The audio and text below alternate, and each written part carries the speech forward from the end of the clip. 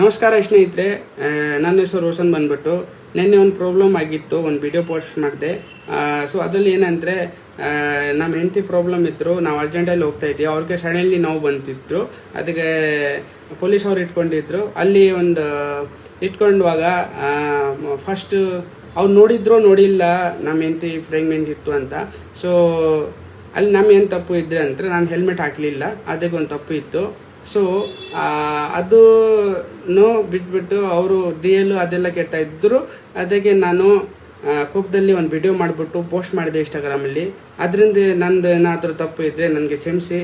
ದಯವಿಟ್ಟು ಈ ಥರ ಸಮಸ್ಯೆಗಳು ಬಂದರೆ ಪೊಲೀಸ್ ಅವರು ಬಿಟ್ಬಿಡಿ. Thank you so much.